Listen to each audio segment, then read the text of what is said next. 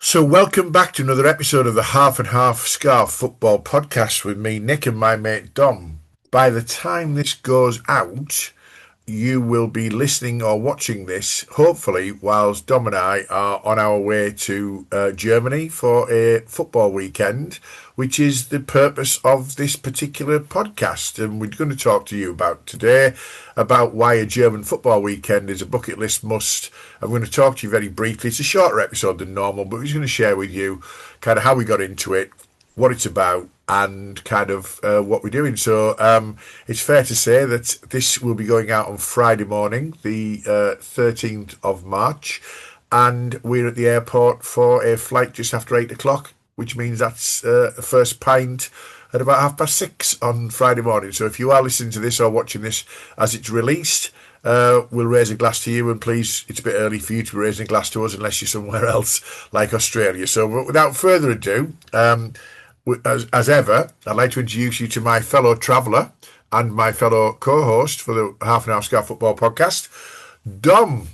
We're at the airport when this goes out for our... Yeah, really excited. It's come around really fast, but yeah, I'm really excited for this now. 4 days away, we'll be on our way. Yeah, it's going to be a good one. Well, we're recording this on Sunday, the whatever it is, the 8th of March. So a few days to wait while we go. But as I say, this has been released as we're at the airport. So this is my 7th trip with my lad Rob, and it's your 4th trip, one of whom you've been with your daughter Mia previously.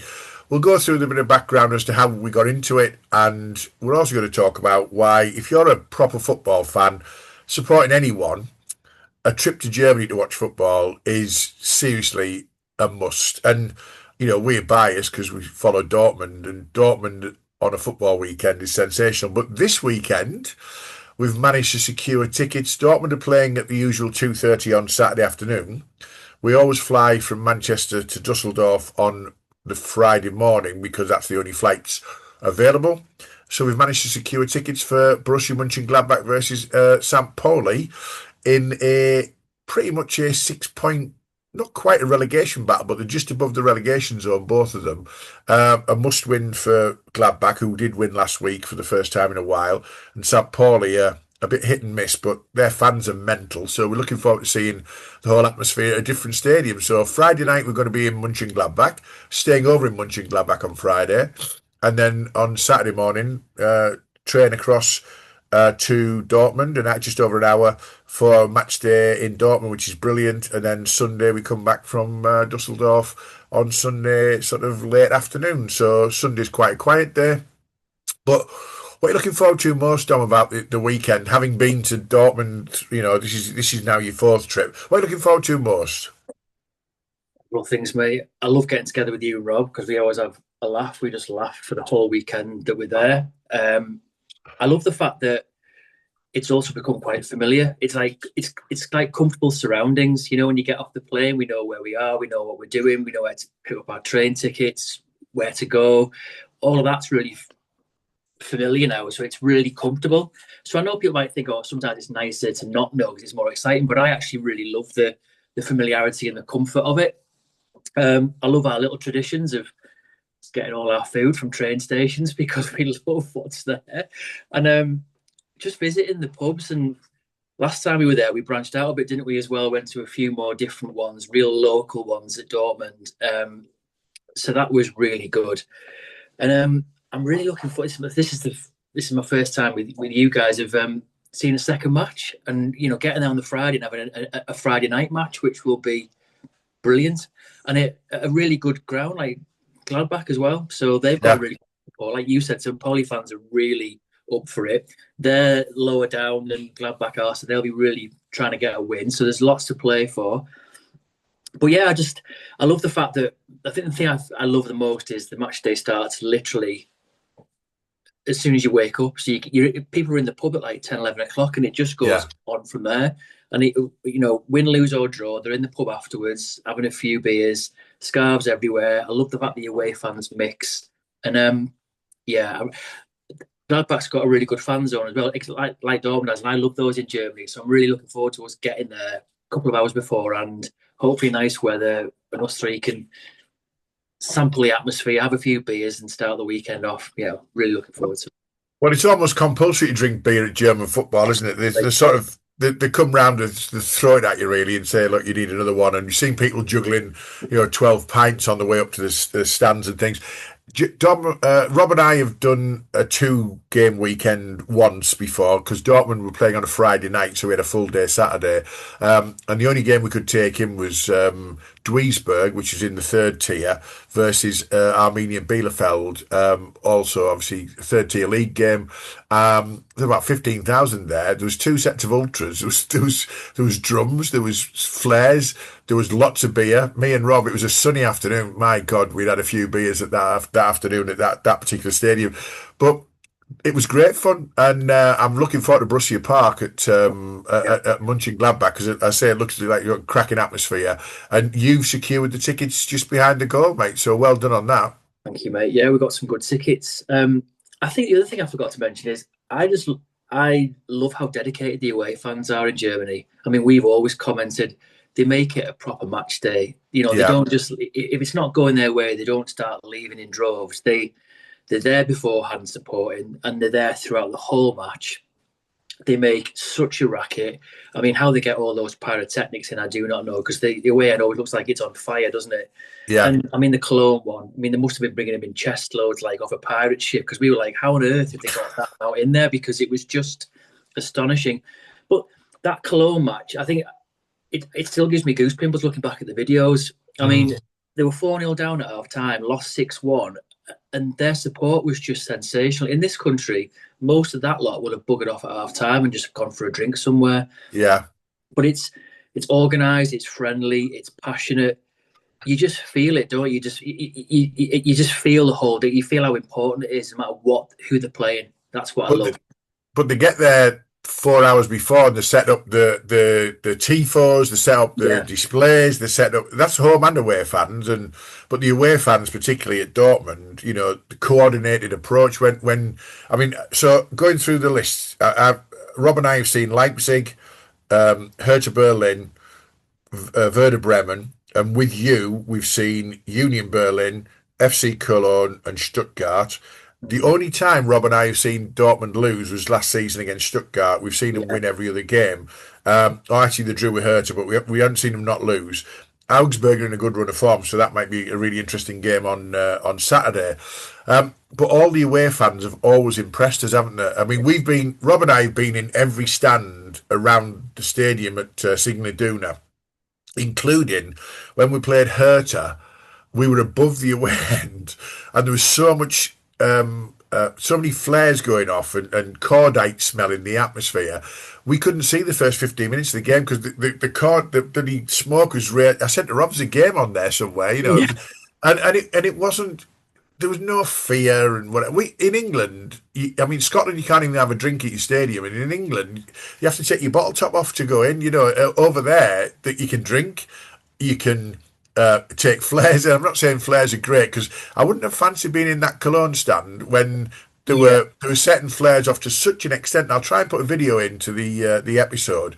They were setting flares off to such an extent it looked like the place was on fire, and they were behind flags.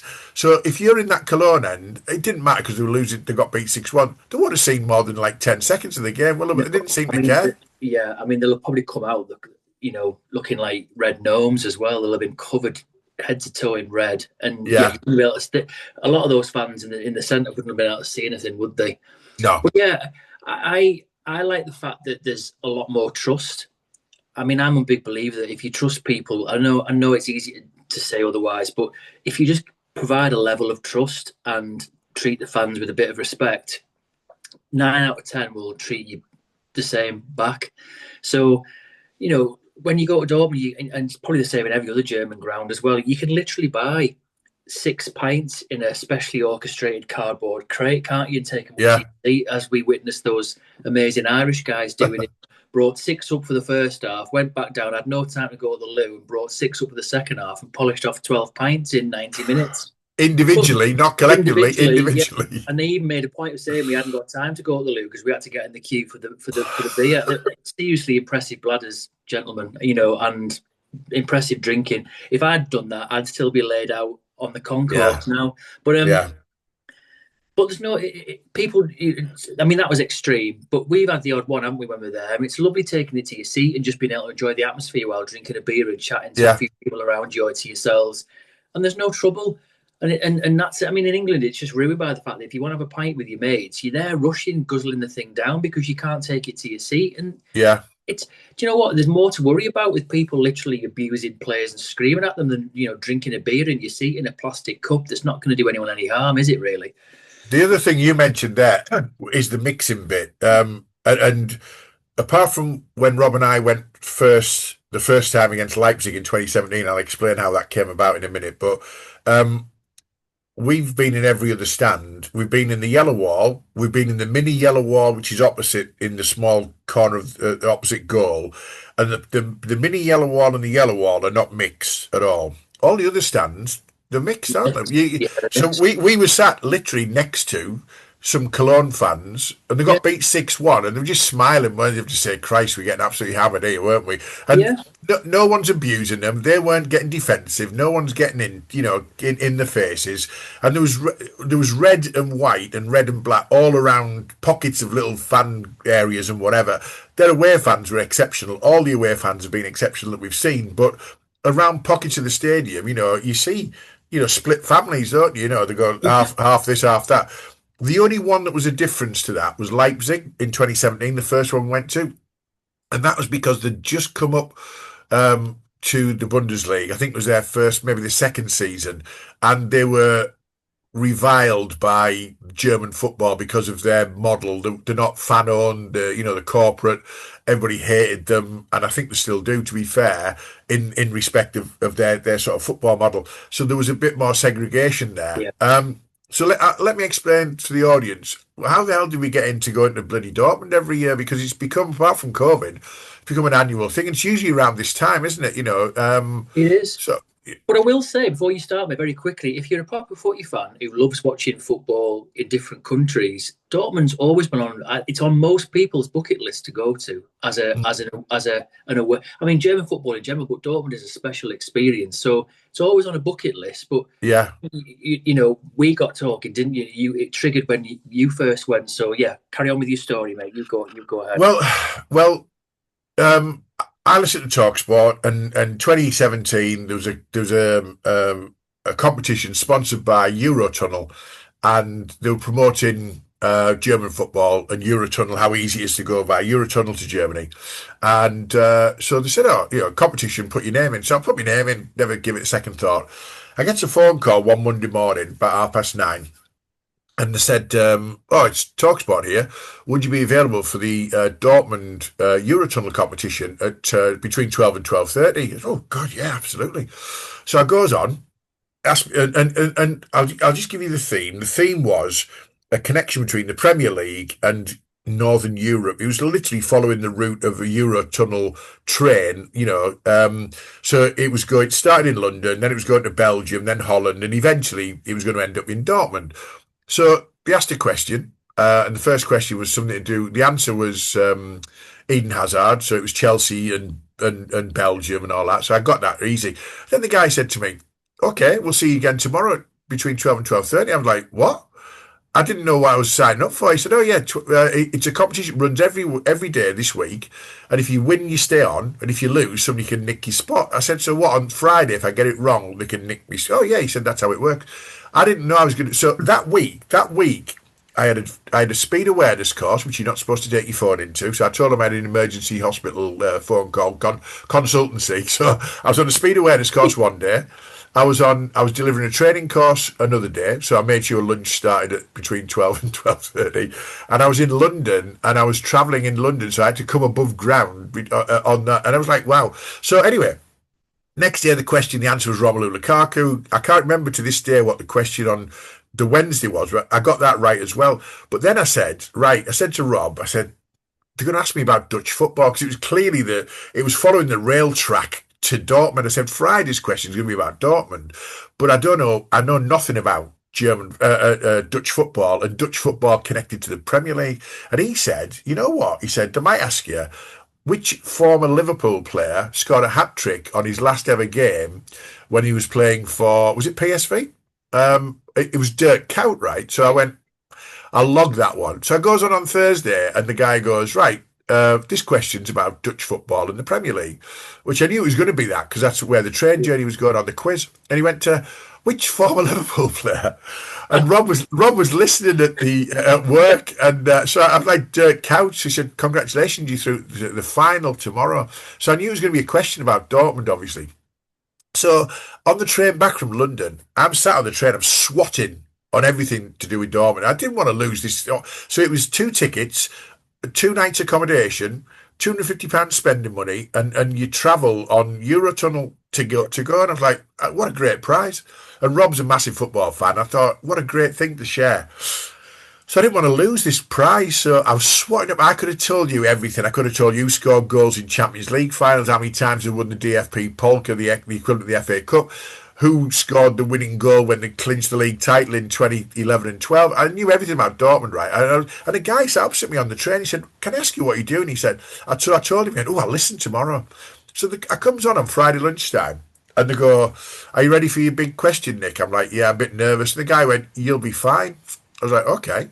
So I goes on, and Jim White said to me, he said, "You've been great all week, Nick. You got everything right." He said, "And the prize is up for grabs." So I'm like, sat there going, "Oh God, I hope I get this right." 4 out of 4, and I could fall at the last hurdle. So he goes, "Which current Premier League manager took Dortmund to back-to-back league titles in 2011 and 2012?" And I'm sat there, and I'm going, "Well, it's not a trick question." I'm like, it's, yeah. I'm like, whoa, hang on. It's so obviously Jurgen Klopp. And I'm thinking to myself, have I missed something here? Is that right? Yeah. So I said, well, it's Jurgen Klopp, obviously. And I think I said it like that. And then these like flares, like, all this like music going, "Congratulations, you won." So we ended up going to Dortmund, Rob and I. And then the next year, we were looking for someone to buy him for Christmas because, at the time he'll have been 21, I think. And it was like, "What are you buying 21-year-old for Christmas?" So I thought, right, we'll go to Dortmund again. And that was the second time we went. And then we were talking to you at the football at Middlesbrough. And it was like, "Can I come?" I was like, "Of course you can."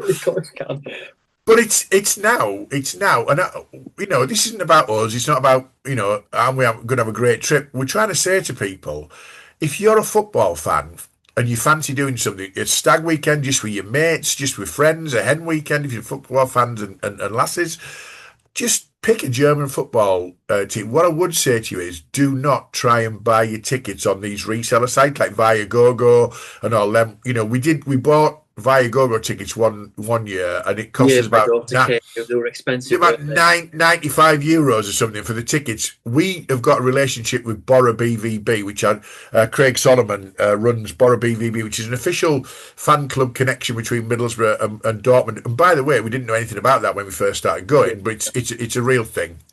And Craig can get us match day tickets. I tell him at the start of the season, is it possible we can get tickets? As long as it's not the Bayern game, I'll say, any chance we can get tickets for this game coming up in March? And he'll say, "Yeah, how many do you want?" 3, right, okay. So our tickets this year and last year, 32 quid English, 32 quid English. It's just, yeah. And we're right next to the yellow wall as well, aren't we? Right next to the yellow wall, yeah. And you bought the tickets on the Mönchengladbach site. There was a few pockets left, weren't there, when we did it 2 weeks ago or 10 days ago. And they're 34 quid for 34 quid for behind the goal and lower tier as well. So we're just to the right of the goal. Really good seats. So we'll be stinking a cordite and we won't be able to see a thing, mate. My eyes will be streaming at that. I'm sure we'll be next to the flares, but you know what? Yeah. What I'd say to you, will be the colour of green and white. And I think, where the hell are these 3 come from? Like, I never guessed how much we were at last night. Exactly. So, but the other thing with that is, and again, it's. This isn't a myth. This is not an urban myth, right? So we'll land at Dusseldorf sort of mid-morning, and because we've got a match day ticket for the Borussia Mönchengladbach game on Friday night, we can get a train from Dusseldorf to Borussia Mönchengladbach for free. Obviously, we're staying over in Mönchengladbach, so we'll see what the delights of Mönchengladbach got to offer. Then on Saturday, because we've got a match ticket for Dortmund, the train from Mönchengladbach which is an hour and 10 minutes, so the equivalent of York to Chesterfield or somewhere like that, which is a fair decent. I'm going to Alfreton tomorrow on Monday, which is about the same distance, 42 quid return, free on Saturday. The only train ticket we'll have to pay for is just Dortmund to Dusseldorf Airport on Sunday, and you know what? Free tickets, cheap tickets to get in. Beer's not expensive. The food, I mean, you mentioned the food at the stations. We've got an obsession. The bakeries in German stations are sensational. Sensational, yeah. So we just live on them, don't we, mate? We just fill up on pastries and nice products and coffee and stuff, and then we're off to the next pub and we go again, don't we? We But love it. even their sandwiches are fantastic at the Oh, stage. So amazing. yeah, we'll eat station food and then at the ground in the fan zone. Obviously, you've got bratwurst, currywurst, everything else, and like I say, compulsory. The only tip I'd give everybody going to Germany to watch football is it's a cash only environment, and usually in the fan zone. We found that out a couple of years ago. They changed the Dortmund fan zone to cash only. Yeah, Thankfully, there's a cash point machine about couple hundred yards away, so we went to the cash point machine because we only everybody takes cards, don't they? yeah. Not one place would give us a beer. I think shit, this could be a long afternoon. So take But in the cash with you ground, when they you go. take cards. In the fan zones, it's cash only. But in the ground, they'll take cards. But Yeah, yeah, yeah, but one of the main bits we enjoy is being around outside, isn't it, mate? So yeah, we always yeah, recommend have plenty of euros on you because they won't take cards, and there's loads of places to eat and get nice beer. So yeah, yeah. you don't want to be having no euros on you. Yeah, and No, yeah, it's yeah, they're all like that, aren't they? They just keep it simple. So it's yeah, yeah, cash only absolutely. environment. I mean, I don't carry cash. I was like the I Queen, don't. you know me. It's like I'm having to get some this week. But yeah, I think the other thing is, I mean, yeah, I think Germany ran out of custard Danishes last time we were there because Rob literally stole them all, didn't he? He was like, every time we saw one, he was literally having that. So it was Custard like, Danish, my God, sensational, absolutely sensational. unbelievable. The other thing I'd say is it's a short episode. It's really about sort of the fan experience, right? From start to finish. If you get yourself organised, it's an absolute breeze. It's literally the Yeah, it is. easiest thing to do. Fly to Dusseldorf. If you go to Dortmund, fly to Dusseldorf. Try and pick a weekend when there's another game. We looked at Dortmund. I mean, we've picked teams that we think we can get tickets for. Augsburg are not, a massive club. I think next year it'll probably be Freiburg or something like that. But we get tickets for the Augsburg game. But then you've got to look at it and go, right, what else is happening in the region? And within an hour, not even an hour, within probably less than an hour of Dortmund, you've got Dusseldorf, you've got Essen, you've got Gladbach, Mönchengladbach, you've got what they call Schalke. Schalke. We could have potentially gone to Schalke on Sunday, but it's a 12:30 kickoff, and the train from Gelsenkirchen to Yeah, Dusseldorf Airport it would just have been a bit uncomfortable, that wouldn't it, if that had gone bit wrong?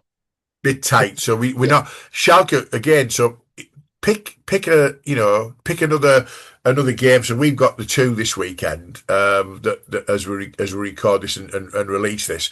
So what I'd say to the audience today is, what's on your bucket list? First of all, what's on your bucket list? It doesn't have to be German football. Where have you been? Because I've got on my bucket list, I'd like to go to a Milan derby. I'd like to go to Argentina to watch a Boca Junior. I'd like to watch Boca in their stadium. I'd Where else would I like to go? I'd like to go, funny enough, to the derby in Belgrade between Red Star and what they call them? Thinking oh, Belgrade, Partizan. Pakistan. But I'd like to go. I'd like to go with a bodyguard for that one because I've been to the stadiums I've Yeah, mentioned before, yeah, and they're pretty close together. There's a lot of rat runs, and I think there's quite a lot of trouble with that one. But yeah. So my bucket. Oh, also a Glasgow derby as well. I'd like to go to an Old Firm derby as well. yeah. And I'd like I mean, just in Spain as well, just ones like Athletic Club v Sociedad and stuff like that, really good clubs. I'm not interested in going to see Barca or Real Madrid or Atletico. Just give me, some of the other teams, and you'll have a fantastic night there. I mean, even if you're going somewhere like, my family's Swedish. We've gone and seen a lot of Swedish football, not on the same caliber as everywhere else, but you'll still have a fabulous time. Really cheap tickets. Again, same as Europe. They have flares in the ground, set fire to tifos. They've got this, the deliberate stands where the guy stands there with his tannoy. They have the ultras. Absolutely fabulous atmospheres everywhere you go. Away and home fans mix. Just really, really good. So, yeah, I mean, I agree with you, mate. Just pick somewhere, see how easy it is to do it, see how you can get your tickets and who you can get them through, and then just go for it. It's just a brilliant weekend, isn't it? I mean, we just have, from the moment we get to the airport, we just laugh for 3 days until we come home. We have such a brilliant time. And if you think they're going to Germany, everyone, just be mindful that Sundays it's like it used to be in Britain in pre-1994. Everything closes down. You'll have the odd coffee shop open and the odd pub open so you can go and watch a game. But if you're looking to do touristy things or shops and stuff, you'll be in for a shock because they all close down. So it's a very quiet day, isn't it, on a Sunday? It's always the long drag the Sunday, because the flight times have always been back from Dusseldorf at about 6 o'clock on a Sunday. So it's like, right, okay, we'll fill the day with nothing, and then we'll make our way at the airport, and then we'll usually pick up a game, don't we? The Tottenham Bundesliga game will be on Sky Germany. So yeah, it's a bit weird, the Sunday. The first time we experienced that, I was like, what the hell's going on here? I would say though, with the competition that we won originally, which is the first time Rob and I went, they put us up in a really swanky 4-star hotel with a pool. We don't stay in swanky 4-star hotels with pools, do we, Dom? Stay in hostels, and they're all absolutely brilliant, and the breakfasts are really good, aren't they? I mean, for what we pay for them, they're at just what we need, isn't it? Have clean bathroom facilities, really comfy beds, dead simple. We share a room, and you think that's all you need, because you're just up and out, aren't you? You're straight up and out and onto the train, onto the next part of your weekend. And when we were talking about the free travel, if you've got tickets, that's regional, so it works for us really well around the Dusseldorf, because obviously Dusseldorf's a city, but it's also a region, so all those clubs are in that region.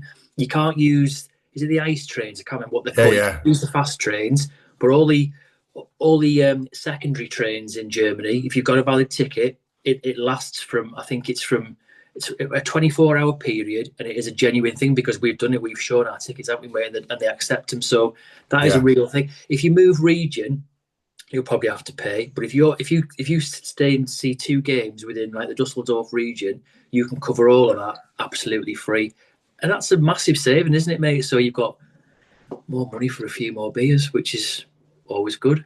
Or a few more custard pastries. But what I would say, the final story I want to tell people is, it's always doable, even if you get a last-minute disaster. So the FC Cologne game was going to be a Saturday afternoon. It might be Saturday evening, actually, but Saturday anyway. And we were flying from Manchester to Dortmund, and then there's a regional airstrike covering Dortmund, Frankfurt, various other places around that region.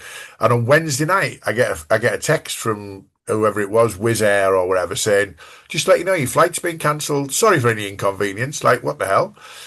We had non-negotiable, non-refundable hotel, non-refundable match tickets for that match, and we would already paid for them. It's like, well, we have to get to Germany, so I quickly was all over the bloody place looking at whatever to do. So the only flights we could get from Manchester around a similar time, which is what we were planning to do. And there was me, Dom, Rob, and Dom's daughter, Mia. And it was like, right, well, we can get to Hamburg. We can fly to Hamburg.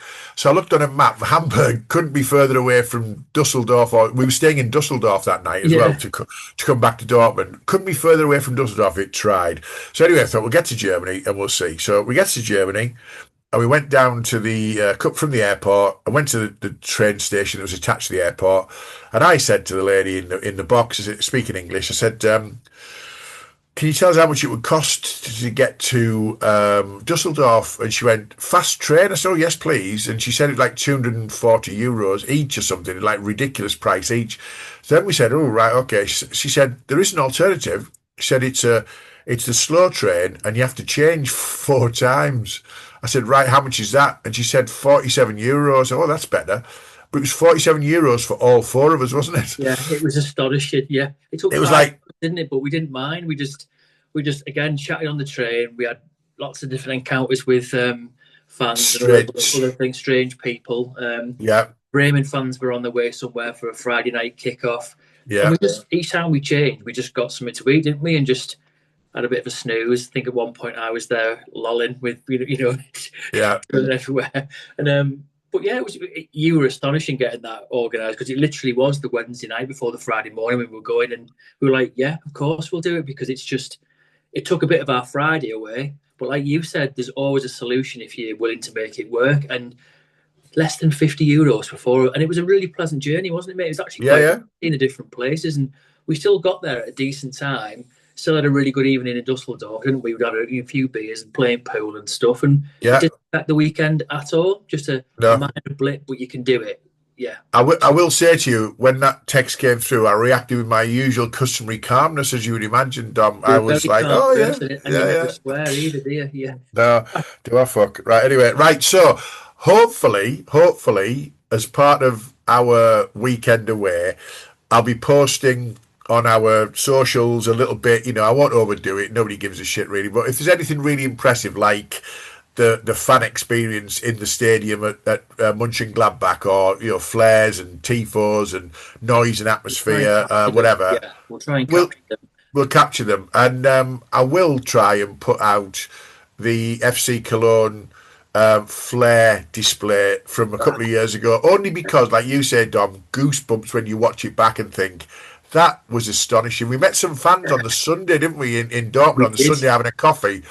And we said to them how impressed we were with their fans, and they're like, "Oh yeah, that's just not what we do, wasn't it?" That's what we do. It's who we are. And said, we're like that all the time, and we really want to take in a Cologne game, don't we? But it is quite hard getting Cologne tickets, because you have to apply through the club, and you have to wait until literally they're either on resale or apply last minute, and it's quite difficult. But we will get there one day. But yeah, that was just the way they were all chanting and doing their arm salutes at the same time. It was, and they were all on point, weren't they? It was just incredible to watch. And because, like you were saying earlier, there's fans scattered around the stadium, you had this scattering all around the ground as well, and no one objected, or it was just part of the atmosphere. It was just part of what it is, and it was pretty special to watch. So we'll probably try and post a few bits of pubs we go to as well that we recommend that you go if you go. And it's almost like a little just a light-hearted little travel guide to a weekend in Dortmund if you're interested, through however you secure your tickets, but